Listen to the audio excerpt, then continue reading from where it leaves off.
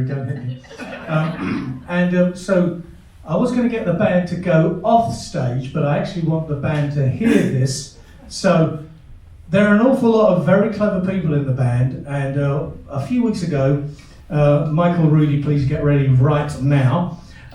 We had a bit of a brains trust meeting, and it turned out that we could go back in time and get someone we've all admired for a long time to come and be with us this evening. Not so much a musician, but a titan from history. Is Michael? There he is. Ladies and gentlemen, give it up for Charles Dickens.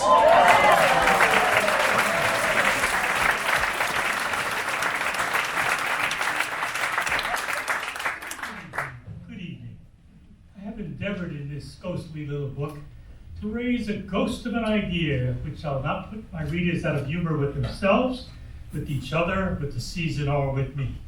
May it haunt your houses pleasantly, and no one wish to lay it. I am your friend and servant, Mr. Charles Dickens.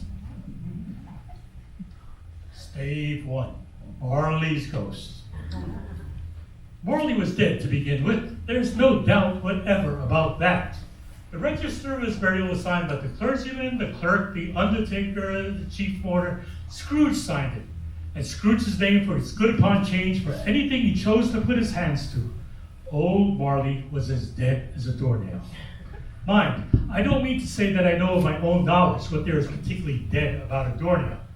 I might have been inclined myself to regard a coffin nail as the deadest piece of ironmongery in the trade. But the wisdom of our ancestors is in the simile, and my unhallowed hands shall not disturb it, or the country is done for. You will therefore permit me to repeat emphatically that Marley was as dead as a doornail. Scrooge knew he was dead? Of course he did. How could it be otherwise? Scrooge and he were partners for I don't know how many years.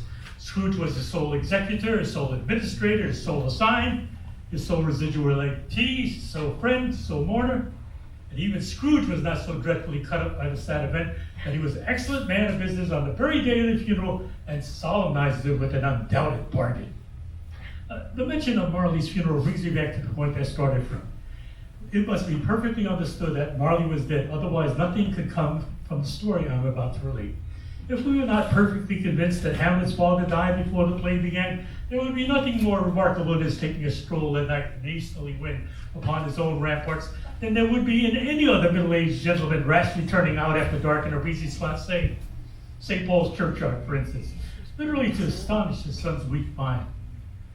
Scrooge never printed out old Marley's name. There it stood years afterward above the warehouse door, Scrooge and Marley. The firm was known as Scrooge and Marley. Sometimes people new to the business called Scrooge, and sometimes Marley. But he answered to both names. It was all the same to him. Oh, but he was a tight-fisted hand at the grindstone, Scrooge. A squeezing, wrenching, scraping, clutching, covetous old sinner. Hard and sharp as flint, from which no steel had ever struck out generous fire. Secret and self-contained and solitary as an oyster. The cold within him froze his old features, nipped his pointed nose, shriveled his cheeks, stiffened his gait, made his eyes red, his thin lips blue, and spoke out shrewdly in his grating voice. A frosty rime was on his head and on his eyebrows and his wiry chin. He carried his own low temperature always about with him. He iced his office in the dog days and didn't thaw it 1 degree at Christmas. Foul weather didn't know where to have him. The heaviest rain and snow and hail and sleet could boast of the advantage over him in only one respect. They often came down handsomely, and Scrooge never did. No one ever stopped him in the street to say, "My dear Scrooge, how are you? When will you come to see me?" No beggars implored him to bestow a trifle. No children asked him when it was o'clock. No man or woman ever once in all his life inquired the way to such and such a place of Scrooge. Even the blindman's dogs appeared to know him.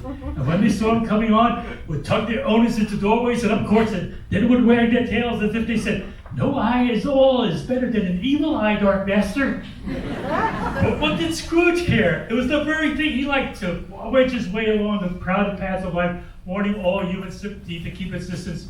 It's what the knowing ones call nuts to Scrooge.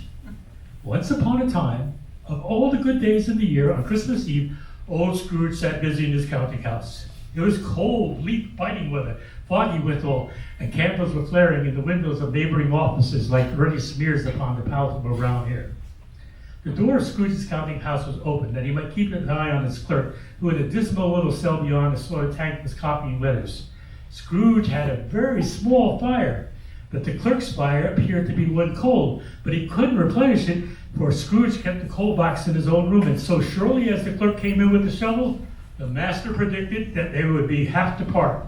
Wherefore the clerk put on his comforter and tried to warm himself at the candle, in which effort, not being a man of a strong imagination, he failed. Oh, Merry Christmas, Uncle! God save you! It was the voice of Scrooge's nephew, who came upon him so quickly that this was the first intimation he had of his approach. Bah, said Scrooge. Humbug. You don't mean that, I'm sure. I do. What right have you to be merry? What reason have you to be merry? You're poor enough. Well, what right have you to be miserable? What reason have you to be morose? You're rich enough. Scrooge, having no better answer ready on the spur of the moment, said, again, and followed it up with, humbug. Come, Uncle, don't be cross. What else can I be when I live in such a world of fools as this? Merry Christmas, out upon Merry Christmas. What's Christmas time for you except for paying bills without money? A time for finding yourself a year older and not an hour richer. A time for balancing your books through a whole dozen of months and finding every item through them, a round dozen presented dead against you. If I could work my way, every idiot who goes about with Merry Christmas on his lips should be boiled in his own pudding and buried with a stick of holly to his heart. He should. Uncle! Nephew, keep Christmas in your own way and let me keep it in mine. But you don't keep it. Let me live it alone then. Much good it has done you, much good it never done. There are many things by which I have derived good, by which I have not profited, I dare say. Christmas among the rest.